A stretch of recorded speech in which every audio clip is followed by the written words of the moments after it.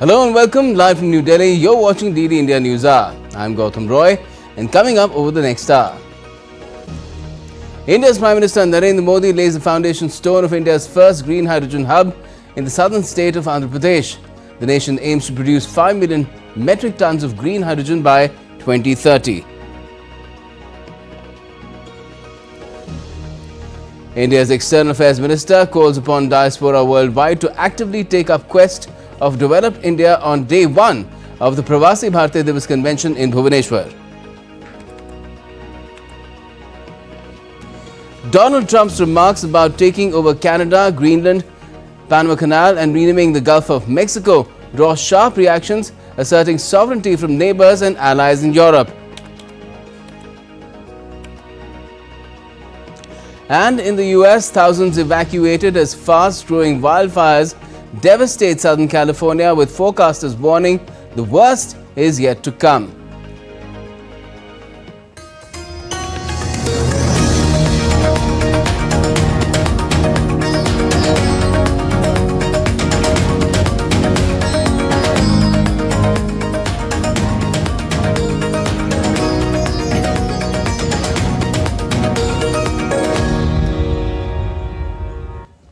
Now, India's Prime Minister Narendra Modi has unveiled or initiated multiple infrastructure projects in the state of Andhra Pradesh. The PM laid the foundation stone for India's first green hydrogen hub at Pudimadaka in Andhra Pradesh. More in this report. In a significant stride towards a vision for green energy and a sustainable future, Prime Minister Narendra Modi laid the foundation stone for India's first green hydrogen hub at the Pudimadaka in Andhra Pradesh. The state-of-the-art NTPC Green Hydrogen Hub will be among the largest integrated facilities in the country, with the capacity to produce 1,500 tons of green hydrogen and 7,500 tons of its derivatives daily. देश ने 2023 में national green hydrogen mission की शुरुआत की थी। हमारा लक्ष्य है 2030 तक 5 million metric tons green hydrogen का प्रोडक्शन। इसके लिए शुरुआती चरण में 2 ग्रीन हाइड्रोजन हब स्थापित होंगे, जिनमें से एक हमारा विशाखापट्टनम है। The Prime Minister also dedicated several transformative railway and road infrastructure projects to the nation. Highlighting the state's potential, Prime Minister said that Andhra Pradesh is a land of immense possibilities, paving the way for India's journey to become a developed nation. Andhra Pradesh ने 2047 तक राज्य को करीब 2.5 trillion dollar की economy बनाने का लक्ष्य रखा है। इस विजन को साकार करने के लिए चंद्रबाबू गारू की सरकार ने स्वर्ण आंध्र एट 2047 की पहल की है। इसमें केंद्र की एनडीए सरकार भी आंध्र प्रदेश के हर लक्ष्य के साथ कंधे से कंधा मिलाकर चल रही है।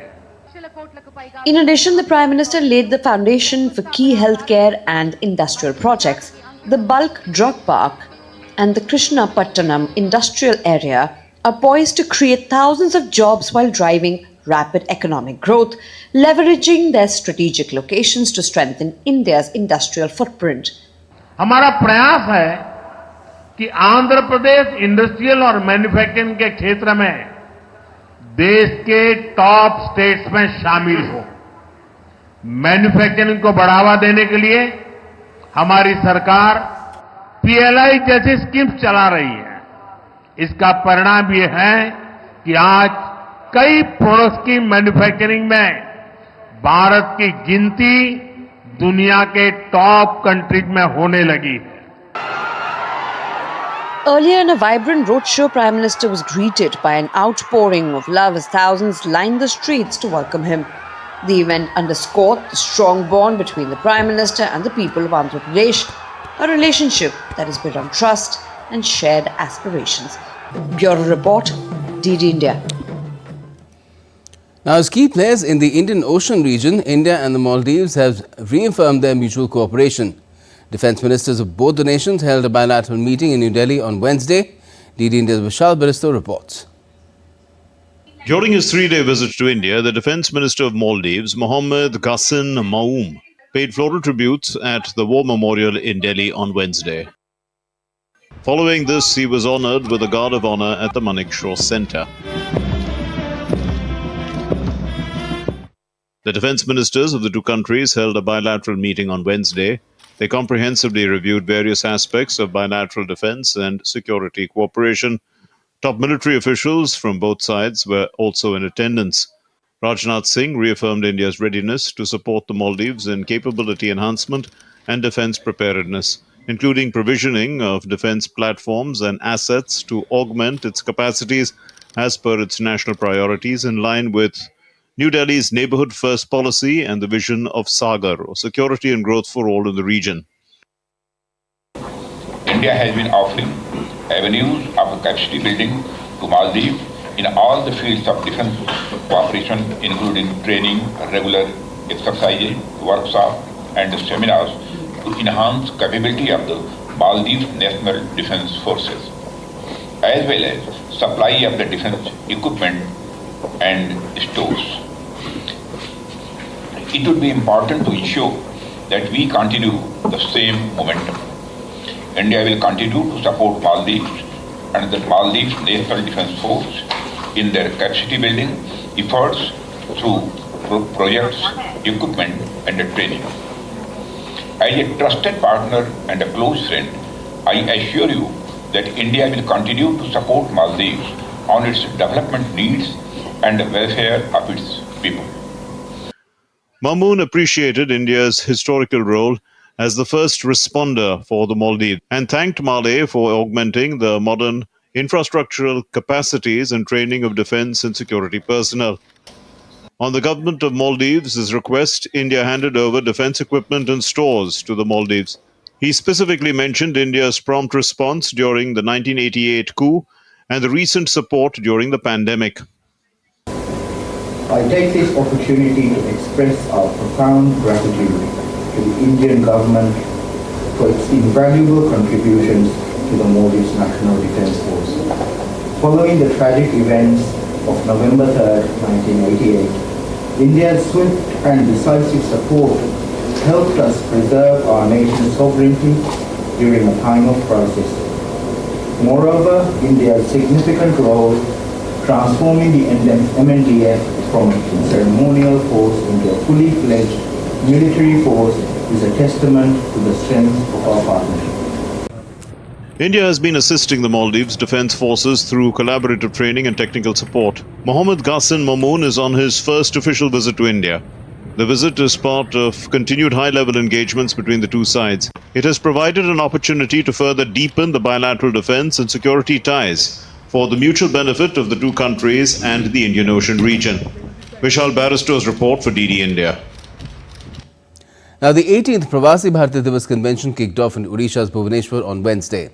The convention began with the inauguration of the Youth Pravasi Bharatiya Divas by India's External Affairs Minister Dr. S. Jaishankar, Youth Affairs and Sports Minister Mansukh Mandviya and Odisha Chief Minister Mohan Charan Maji. DD India's Amritpal Singh reports.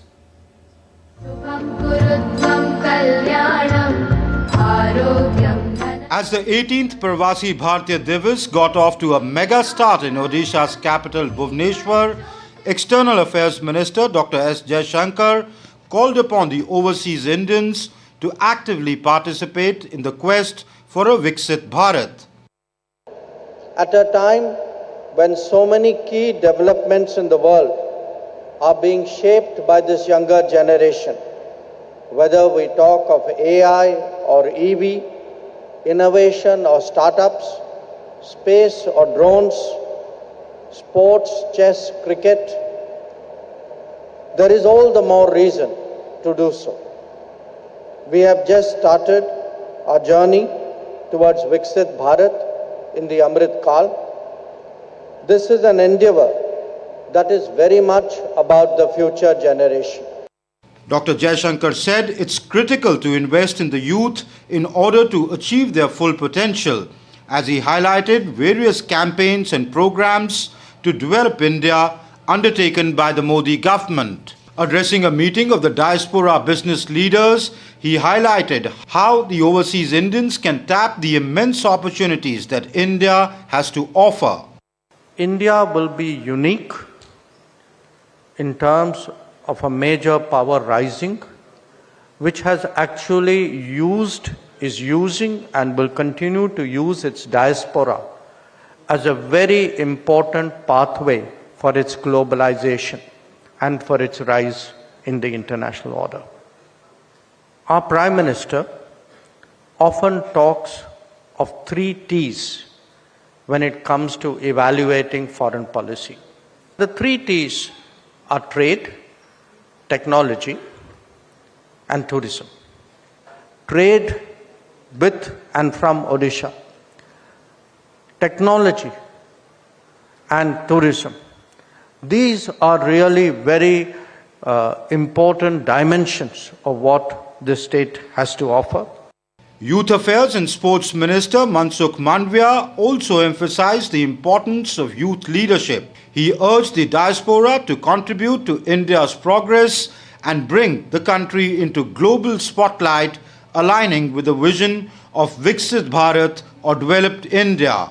Modi ji ने कहा कि विकसित भारत बनाना है तो हमें 140 करोड़ की जनता को एक साथ में लेके चलना होगा। देश के युवाओं को अपॉर्चुनिटी देना होगा। आज जिस 18 साल के युवा है वो 25 साल के बाद विकसित भारत के नागरिक बनेंगे। Prime Minister Narendra Modi will formally inaugurate the Pravasi Bharatiya Divas 2025 on Thursday, while President Draupadi Murmu will preside over the valedictory session on Friday, where she will confer the Pravasi Bharatiya Samman Awards on overseas Indians. Day 1 of the Pravasi Bharatiya Divas focused on youth, how to harness their skill sets, their potential, but most importantly, how to capitalize on that youthful enthusiasm to take on the world. When Prime Minister Narendra Modi formally inaugurates the Pravasi Bharatiya Divas on Thursday here in Bhubaneswar, the central message that he would be sending out to the diaspora would be, come, become real stakeholders in India's growth story. With cameraman Sanjay Jaina, this is Amritpal Singh at the Pravasi Bharatiya Divas in Bhubaneswar for DD India. And on the sidelines of the 18th Pravasi Bharatiya Divas convention being held in Bhubaneswar, India's External Affairs Minister Dr. S. Jaishankar met Mauritius' Minister of Arts and Culture Mahendra Gondia and Deputy Minister Hambirajan Narsingan. Dr. Jaishankar also jointly met with the delegation from Mauritius and expressed his appreciation for their warm sentiments and active participation in the celebrations.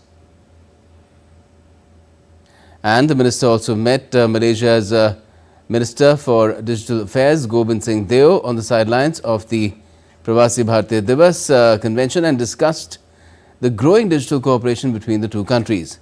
He also interacted with the diaspora delegation from Malaysia participating in the PBD 2025. Dr. Jaishankar expressed his happiness at witnessing their strong interest in India's progress. And still to come on DD India NewsHour. With the Hezbollah weekend, Lebanon is to hold presidential elections on Thursday. South Korea's Yoon Suk Yeol faces a new arrest attempt in a fortified compound. And Poland to hold presidential polls on the 18th of May. The government's agenda is at stake.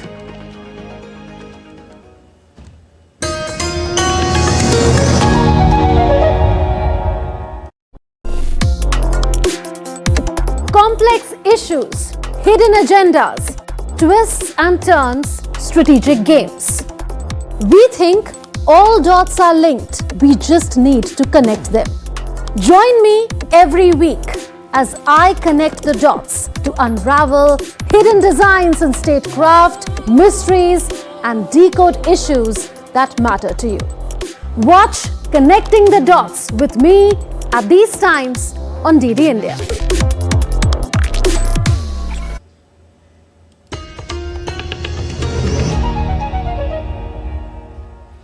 Welcome back. You're watching DD India NewsHour. I'm Gautam Roy. Now, a tense atmosphere grips West Asia as US President-elect Donald Trump has issued a grave warning to the Hamas over the release of Israeli hostages. Amid growing protests in Israel calling for hostage release and stalled negotiations to be resumed, the situation remains critical. Meanwhile, Iran's president has urged Israeli withdrawal from Syria. Let's dive into the details of this unfolding crisis. US President-elect Donald Trump issued a stern warning to Hamas, demanding the immediate release of Israeli hostages kidnapped in the October 7, 2024 attack. Trump was speaking to journalists at a press conference in Palm Beach, Florida, where he was joined by Middle East envoy Steve Witkoff. All hell will break out. If those hostages aren't back, I don't want to hurt your negotiation. If they're not back by the time I get into office, all hell will break out in the Middle East. And it will not be good for Hamas, and it will not be good, frankly, for anyone. Trump's warning comes at a time when the families of the hostages are anxiously waiting for their loved ones to return home. Israeli protesters in Tel Aviv took to the streets, calling for the immediate release of hostages as Gaza ceasefire deal negotiations appear to make little progress. The efforts are ongoing. The technical meetings are still happening between both sides. There are no principal meetings taking place at the moment. Iran's President Masoud Pezeshkian called for the withdrawal of Israel from Syrian territory following the fall of long-term Tehran ally Bashar al-Assad. During a press conference with the visiting Iraqi Prime Minister Mohammad Shia al-Sudani in Tehran. Meanwhile, the Israel-Hezbollah conflict has displaced several people, and the United Nations and the Lebanese government are seeking an additional $371.4 million in humanitarian aid for these displaced people. The extension builds on an initial aid appeal for $426 million launched in October as all-out war flared between the two sides and sent hundreds of thousands in Lebanon fleeing their homes. Bureau Report, DD India. Lebanon's parliament will try to elect a president on Thursday, with officials seeing better chances of success in a political landscape shaken by Israel's war with Hezbollah and the toppling of the group's ally Bashar al-Assad in neighboring Syria. The post, reserved for a Maronite Christian in the country's sectarian power-sharing system, has been vacant since Michel Aoun's term ended in October 2022.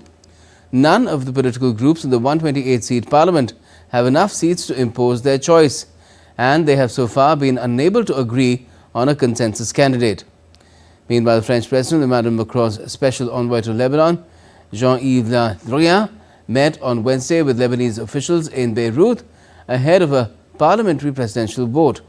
At the invitation of Parliament Speaker Nabi Berri, Le Drian is expected to attend the session on Thursday. The vote marks the first test of Lebanon's power balance since the Iran-backed Shiite group Hezbollah, which propelled its then Christian ally Aoun to the presidency in 2016, emerged badly pummeled from the war with Israel. Now, after weeks of chaos, South Korean authorities are determined to execute an arrest warrant for impeached President Yoon Suk-yeol, despite strong resistance from his security teams.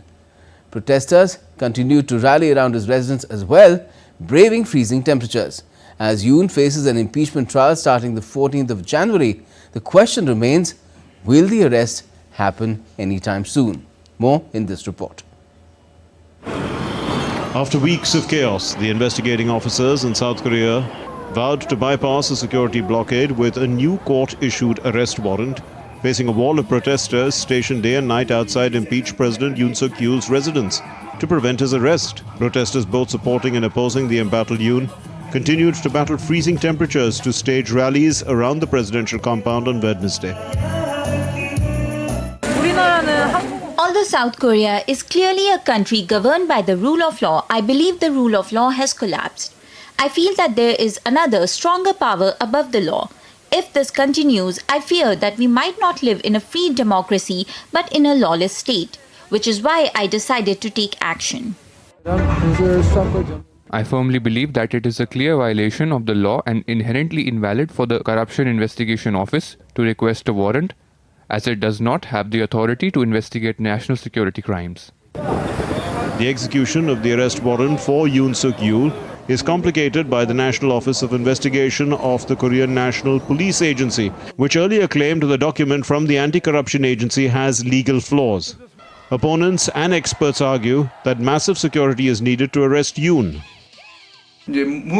Since the doors are blocked and the barricades along with the barbed wire has been set up, it is now necessary to mobilize special forces of the police and people with special skills to breach the obstacles. In order to safely control any situation that can happen, if there are around 300 to 400 people inside, we would need about 10 times that number of personnel and various equipment to remove the barricades. In this situation, the police have armored vehicles, the riot squad, and various other methods to disperse the people gathered. In cases where many people are gathered, tear gas could be used to disperse the people, and helicopters could even be used. Yoon has refused questioning and is under investigation for attempting to impose martial law on December 3 and also faces an impeachment trial. Meanwhile, acting President Choi Sang-mok urged authorities to do their best to prevent any injuries to citizens or physical conflict between government agencies while executing Yoon's arrest warrant. South Korea's Constitutional Court has slated January 14 for the start of Yoon's impeachment trial, which would proceed in his absence if he does not attend. Despite the renewed arrest order and resistance from presidential security, the investigating authority is still seeking to execute the arrest. However, it remains unclear if this will happen soon. Rabindra Chauhan's report for DD India. Devastating wildfires have been raging across California, with the Eaton fire in Hastings Ranch growing rapidly, forcing evacuations and disrupting lives. The inferno, worsened by powerful winds which may get even worse, has prompted a state of emergency, leaving residents in peril. Meanwhile, winter storms are wreaking havoc across other parts of the US. Syed Absarul Hassan has more in this report.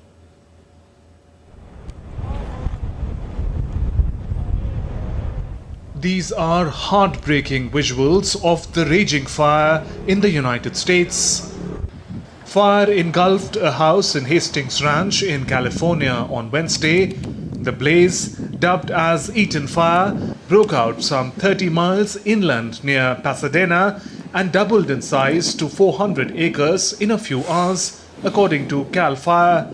Almost 100 residents from a nursing home in Pasadena were evacuated.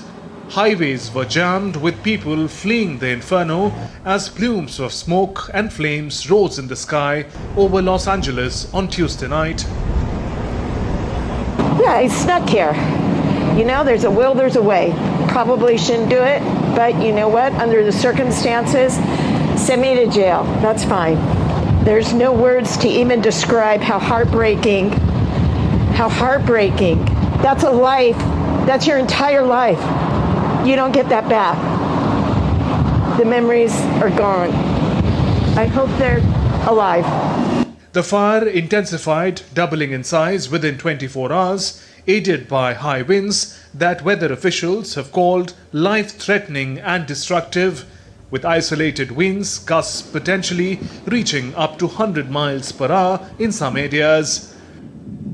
The fire spread from 10 acres to more than 2,900 acres in a matter of hours. A state of emergency has been declared and over 30,000 people evacuated. Authorities from the Los Angeles Fire Department warn there could be worse to come from the wildfires. We are not out of danger. The National Weather Service has predicted that the winds are going to pick up and get worse. We're going to have the most significant wind event between 10 p.m. this evening and 5 a.m. tomorrow morning. So it's incumbent that everybody have a wildfire action plan for their home if they live in a brush-covered area.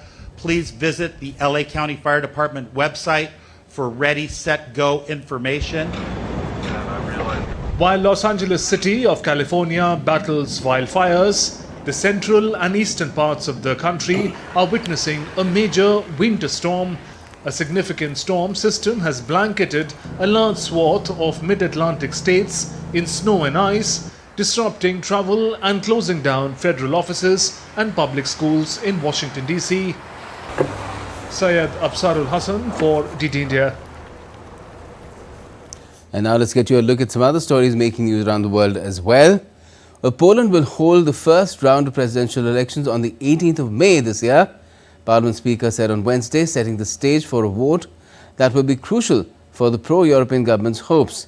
The election is particularly significant as Poland will simultaneously hold the EU presidency with a focus on European defence.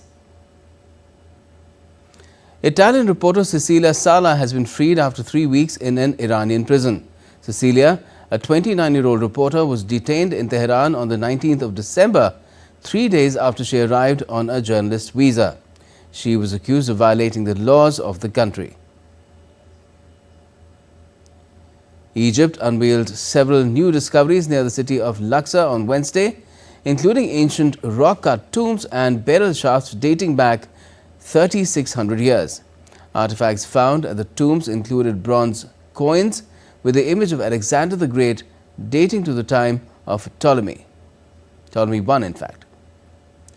The live-in-person announcement of the nominees for next month's Screen Actor Guild Awards has been cancelled live, in fact, due to the Los Angeles wildfires. More than 30,000 people evacuated their homes as a wildfire ripped through an upscale coastal area of Los Angeles overnight, with Hollywood celebrities among those fleeing by car.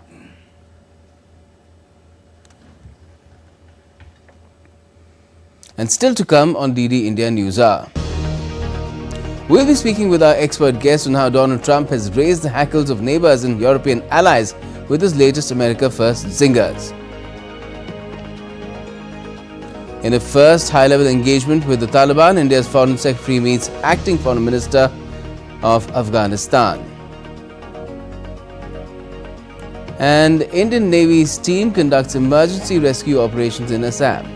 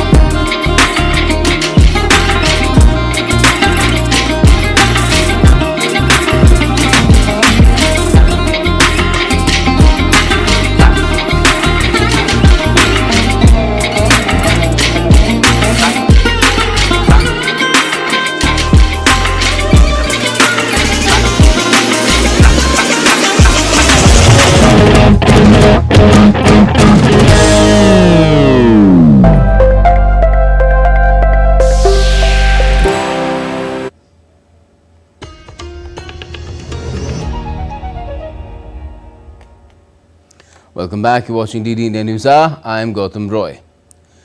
Now, US President-elect Donald Trump has set the cat among the pigeons with his press conference after confirmation by the American legislature.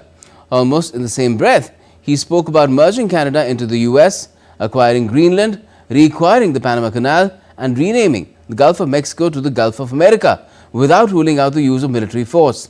It has brought forth a flurry of reactions not only from the nations concerned, but even other allied powers, with more sparks guaranteed to fly in the coming days.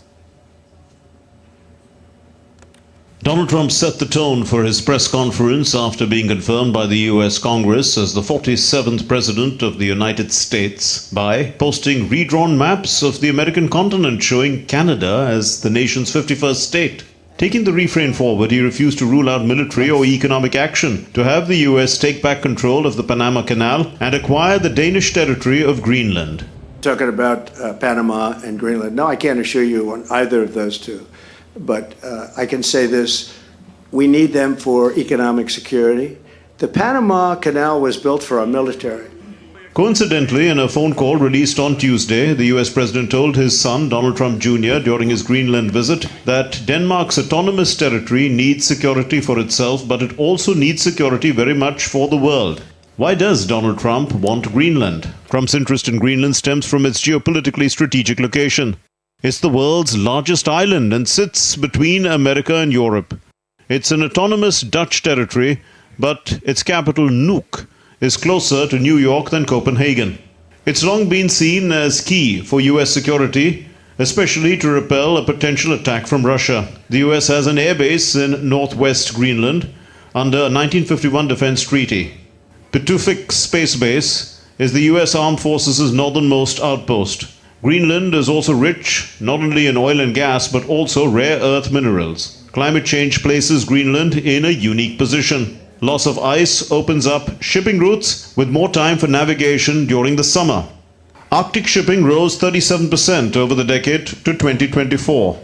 Melting ice could also make accessing natural minerals easier.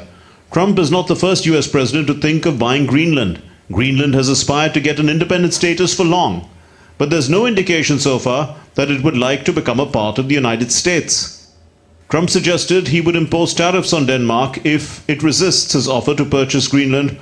Trump also reiterated his interest in making Canada into a US state and vowed to change the name of the Gulf of Mexico to the Gulf of America and repeated his threat to impose significant tariffs on Mexico and Canada. Changing the name of the Gulf of Mexico to the Gulf of America, which has a beautiful ring that covers a lot of territory. The Gulf of America, what a beautiful name. Mexican President Claudia Sheinbaum reverted the next day, saying the Gulf of Mexico name is internationally recognized. Panama was also quick to react to Trump's remarks, with its foreign minister reaffirming his nation's control over the canal, which handles about $270 billion worth of cargo annually, with the US accounting for 75% of its traffic. Our canal's sovereignty is not negotiable and is part of our history of struggle and an irreversible conquest. Reactions from Europe also came in thick and fast. Germany saying borders must not be changed by force. An EU spokesperson said that sovereignty of states should be respected, while the French Foreign Minister Jean-Noël Barrot said the EU won't tolerate attacks on its borders. Just as a matter of principle, for us it is clear the sovereignty of states has to be respected. It's a European territory, and so, of course, it is out of the question for the European Union to let any nation in the world, whichever it is, and let me say starting with Russia, attack its sovereign borders. Clearly, the pursuit of America First credo by Donald Trump is going beyond resetting global trade terms and strategic prerogatives, not just with rivals but also allies. Eyeing the territory of other nations in the name of national security is nothing new. The question is, can Trump walk the talk? Gautam Roy's report, DD India. Meanwhile, Trump is also considering declaring a national economic emergency to provide legal justification for a series of universal tariffs on allies and adversaries. That's what CNN has reported on Wednesday, citing sources familiar with the matter. According to the report, the move will allow Trump to build a new tariff program by using the International Economic Emergency Powers Act, which authorizes a president to manage imports during a national emergency. Trump, a Republican who will take office on the 20th of January, has vowed to impose tariff of 10% on global imports into the US, along with a 60% tariff on Chinese goods. He has also said he would impose a 25% tariff on Canadian and Mexican imports on his first day in office. And Wall Street's main indices opened subdued on Wednesday as investors digested softer than expected jobs data and took stock of a report that said Trump was mulling a national economic emergency declaration. The Dow Industrial Average rose 13.7 points at the open. The S&P 500 rose 1.6 points or 0.03% to 5910.66, while the Nasdaq Composite dropped 20.3 points or 0.1%. And let me take you across to our guest now to talk about, these utterances extremely disrupting, it seems, in nature. Professor Arvind Kumar is with us, Center for US and Canadian Studies at the School of International Studies at the Jawaharlal Nehru University in Delhi. Well, good evening to you, Professor. What do you make of what Donald Trump has been doing? What's he been inspired by, especially when he talks about acquiring territories of other nations, allies, really?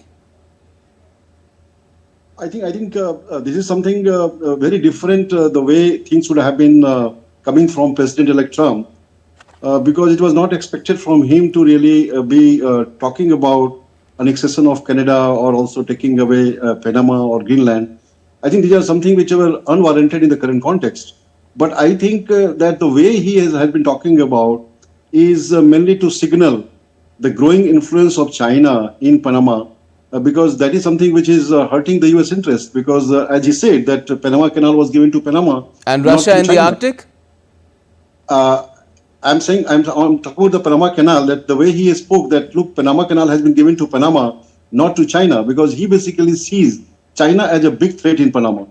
What happens that if you see these Chinese vessels crossing the waterways across Atlantic and Pacific Ocean, that is something which he perceives as a threat. Anything which he is seeing China coming in, he perceives to be a greater threat for the United States.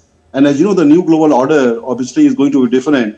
China will have a larger share in the new global order. And in that context, he is very careful in terms of seeing that how through this symbolic messaging, he could certainly see the US interest not getting hurt. That is one part. Second part, with regard to the other aspect of also asking Denmark to really give Greenland to the US, that is mainly to see that how, in fact, he uses that as some sort of means to really attain the larger end of the United States. Because, as you know, Greenland is very rich in this rare earth minerals. And that is something which the US is desperate about. So I think, again, he has larger business interests. He would like to see that how best he could really get new deals done with Panama, Canada, and obviously the Greenland.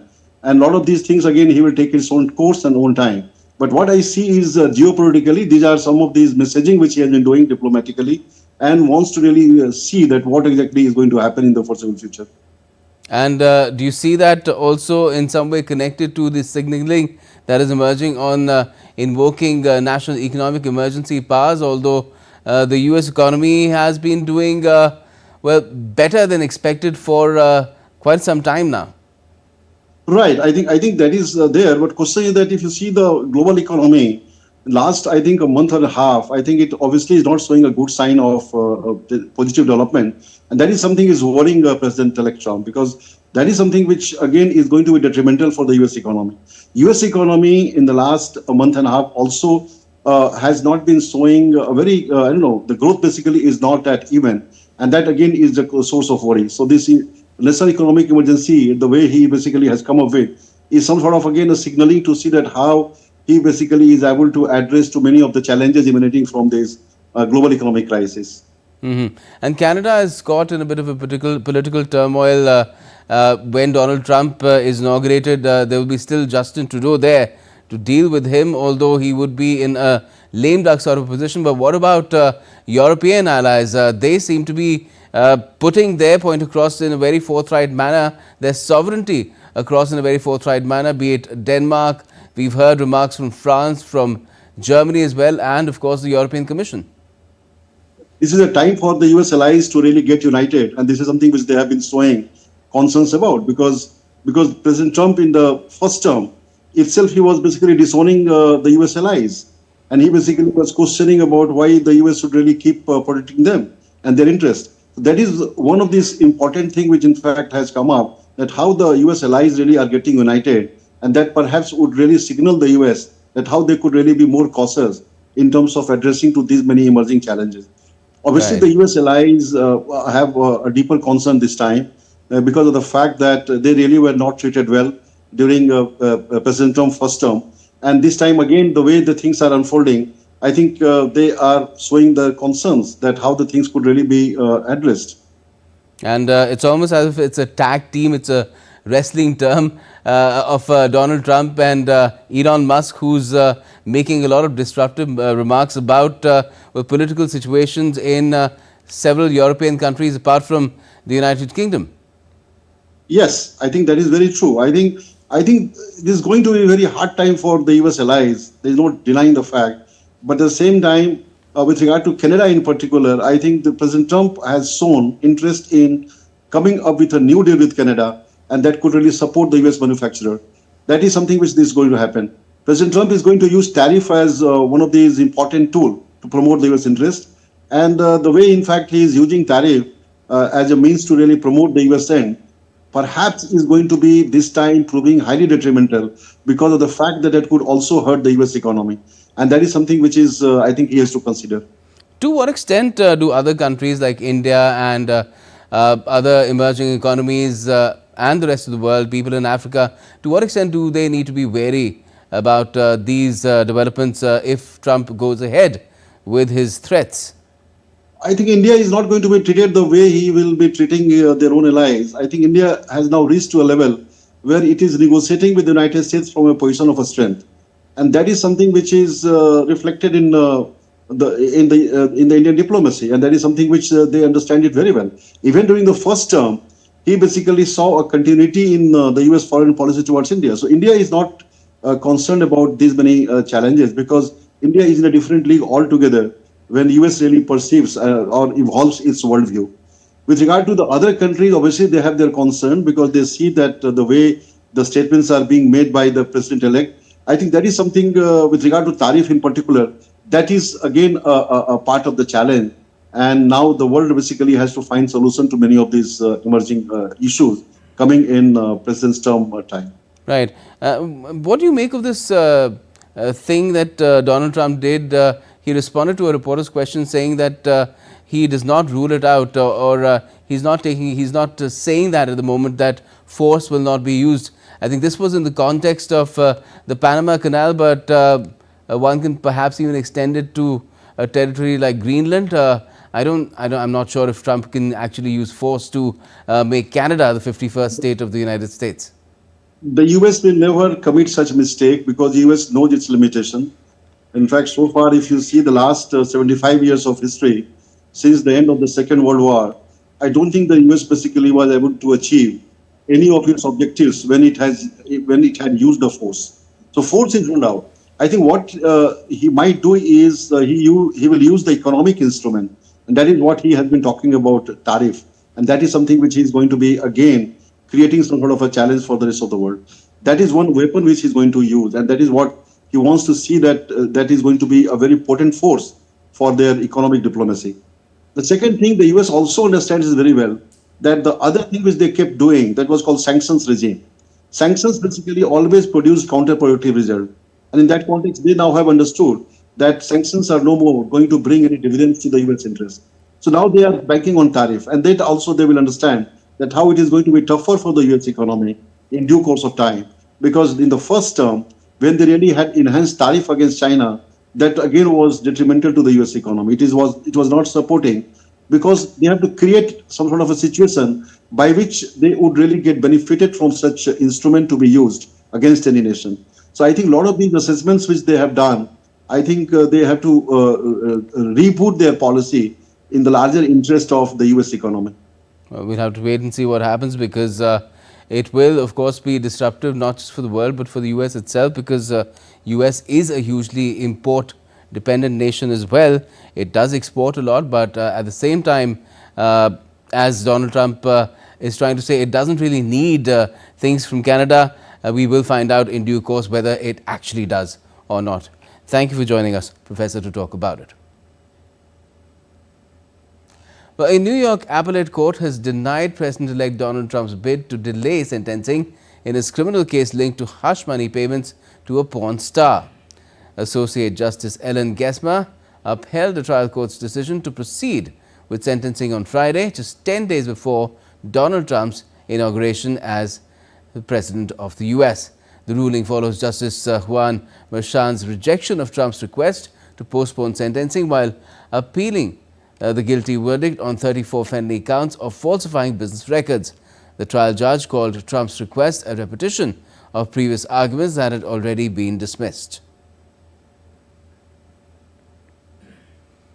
Now, in a major development in the Russia-Ukraine conflict, a Russian attack on Zaporizhia, southern Ukraine, on Wednesday killed at least 13 people. According to updated numbers from local officials, at least 18 other people were injured.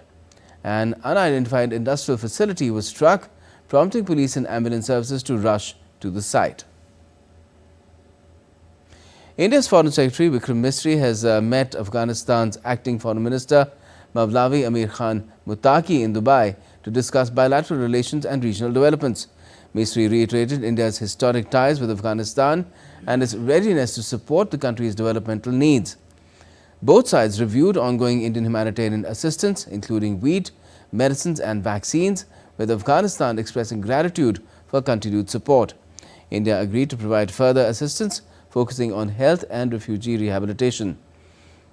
The meeting also addressed strengthening sports cooperation, particularly cricket, and the use of Chabahar port for trade and humanitarian aid.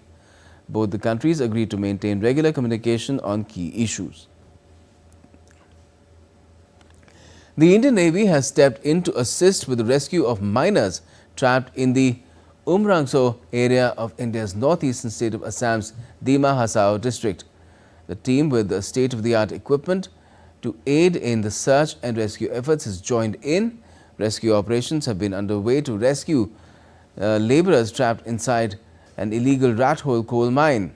Earlier, divers retrieved the body of one of the trapped coal miners from the flooded coal mine after more than 48 hours. The deceased has been identified as a native of Nepal. The effort is being conducted in close coordination with the Indian Army, the National Disaster Relief Force and the local civil administration to ensure an immediate and effective response. Let's now take a look at other stories making the news from across the country. The 11th India-European Union Human Rights Dialogue was held in New Delhi on Wednesday. During the dialogue, India and the EU reiterated their commitment to the shared principles and values of democracy, freedom, rule of law, and to the protection of all human rights. An interstate coordination meeting was held at the Delhi Police Headquarters on Wednesday to strengthen cooperation among various agencies. The meeting, chaired by Delhi Commissioner of Police Sanjay Arora, addressed issues related to Republic Day 2025 celebrations and peaceful Legislative Assembly elections in Delhi. India's Minister of Health and Family Welfare, Jagat Prakash Nadda, visited key healthcare facilities in the Indian state of Assam on Wednesday. Accompanied by Assam's Chief Minister Hemant Biswa Sarma, the minister also inaugurated Library and Informatics Centre at the Lokpriya Gopinath Bordonai Regional Institute of Mental Health in Tezpur. And still to come on DD India NewsHour. New Zealand batter Martin Guptill announces his retirement from international cricket. And a special song is launched on the Mahakumbh for Doordarshan and Akashvani ahead of the start of the spiritual conference of the decade at Prayagraj.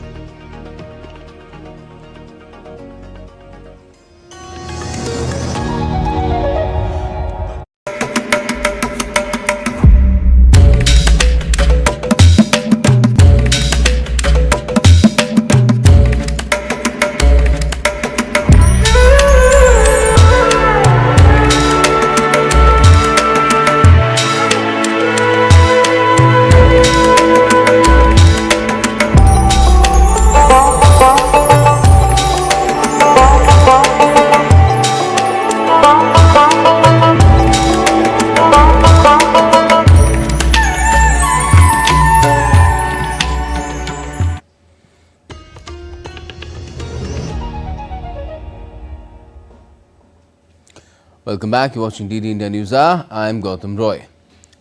Now get you some sporting updates. New Zealand batter Martin Guptill has officially announced his retirement from international cricket on Wednesday. Guptill last played for New Zealand in October 2022. He leaves the international stage as a white ball great for New Zealand, having racked up 7,346 runs in 198 ODIs. Only Ross Taylor and Stephen Fleming have scored more in the format for the Black Caps. In T20I cricket, he is still New Zealand's highest run getter with 3,531 runs in 122 games. The 38-year-old was in the hot seat when New Zealand lost the 2019 ODI World Cup final to England at Lord's. After having been trapped LBW for 19 of 18 balls in regular time, he returned to bat in the super over along with Jimmy Neesham, but was run out of the last ball as England won the title on boundary count. Former Pakistan cricketer Yunus Khan has been appointed as the mentor of the Afghanistan men's team for the upcoming ICC Champions Trophy 2025. Yunus has featured in 265 ODIs, amassing over 7,000 runs. He also participated in 118 test matches for Pakistan, scoring more than 10,000 runs. Afghanistan has been drawn in Group B with Australia, England and South Africa for the tournament starting the 19th of February. The side will play its matches in Karachi and Lahore. Mahakumbh 2025 is round the corner. DD India Siddharth Bhardwaj takes stock of the fire safety arrangements put in place by the administration so that the mega event takes place smoothly without any untoward incident. 2025, the largest religious gathering in the world, where around 450 million people are expected to come. And when it comes to such a large gathering, the security is paramount. In fact, the security comes first, especially when it comes to fire safety. We are here at a temporary camp set up by the fire department. They say they have all the necessary equipment and they have trained personnel to make sure that this gathering remains peaceful and safe. Well, this is a very unique vehicle. It's called ATV or any terrain vehicle. But why? Look at the tires of ATV. These are the specially built tires, especially for the muddy areas, because the Mahakumbh 2025, where people will come at the banks of Holy River, the area there is a muddy area.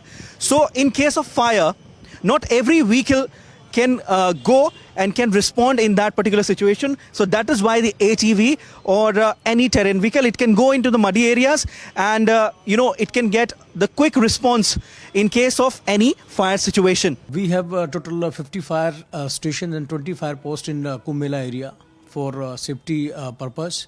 And we deployed around 350 different type of vehicles to meet out any kind of untoward situations. And our Jawan is well trained from the other agencies. Around 2,000 plus Jawan is deployed for Kumbh Mela. And we have the capacity to meet out any kind of disaster and fire emergencies. A total of around 131.48 crore has been allocated for fire safety, enabling the deployment of around 351 firefighting vehicles and 50 plus fire stations. Over 2,000 trained personnel are there to make sure that everything goes in a smooth line manner. So the preparations are in full swing, along with security measures which are tight to make sure that the world's largest gathering remains peaceful, safe and secure. With camera person Rakesh Kumar, this is Siddharth Bhardwaj reporting for DD India in Prayagraj. And Prayagraj, one of the sacred pilgrimage sites in North India, is gearing up for the Mahakumbh, which is set to begin on the 13th of this month. Celebrated after every 12 years, the Mahakumbh attracts millions of devotees and travellers from across the globe, all seeking salvation and spiritual renewal. India's Minister of Information and Broadcasting, Ashwini Vaishnav, launched a special song of Akashvani and Doordarshan dedicated to Mahakumbh 2025. Well, we leave you with this very special song. Thanks for tuning in.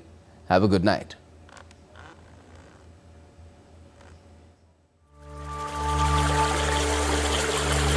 Om Namo Gangayai Vishwarupini Narayani Namo Namaha.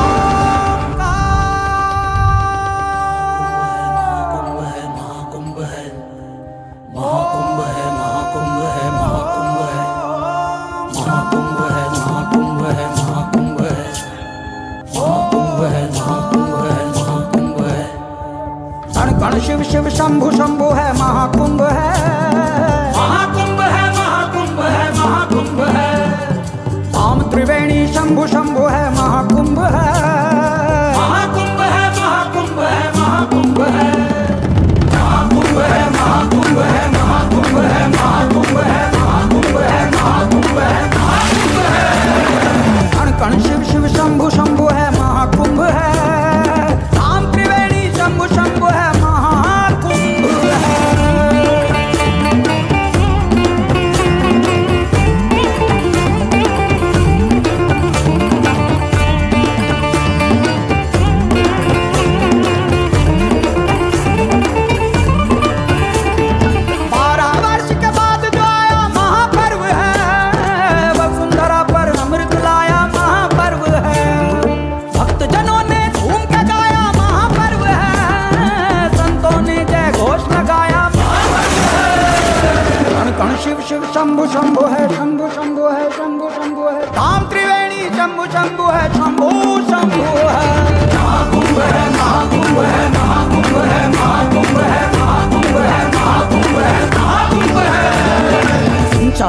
जो स्वयं ही होता ये वो यंत्र है।